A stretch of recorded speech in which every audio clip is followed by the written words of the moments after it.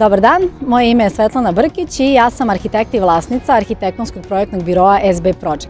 Danas se nalazim u Cirihu ispred Biblioteke Pravnog fakulteta, čiji interijer je radio poznati arhitekta Santiago Calatrava. Biblioteka je smeštena u staroj zgradi arhitekte Hermana Fica, izgrađene 1908. godine. Spoljašnjost biblioteke je netaknuta, dok je unutrašnjo zajedno sa nižim bočnim krilima transformisana u prepoznatljivom stilu arhitekte Calatrave.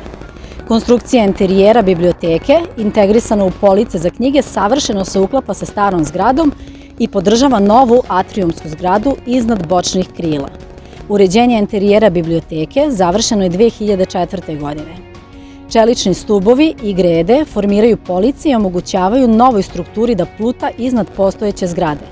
Konstrukcija je obložena drvetom, a prorezi u drvetu apsorbuju zvuk i omogućavaju adekvatnu tišinu u biblioteci.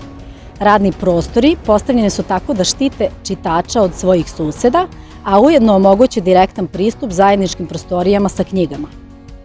Fasadnu zid zavesu karakterišu tanki i elegantni prozorski profili i horizontalna senila. Time se omogućava kontrolisani upad prirodnog osvetljenja u čitaonici. Ukoliko ste ljubitelj arhitekture i knjiga, toplo preporučujemo da posetite ovu biblioteku, na nemačkom bolje poznatu kao Rechtswesen Schaftliche Bibliothek. Pozdrav do narednog videa!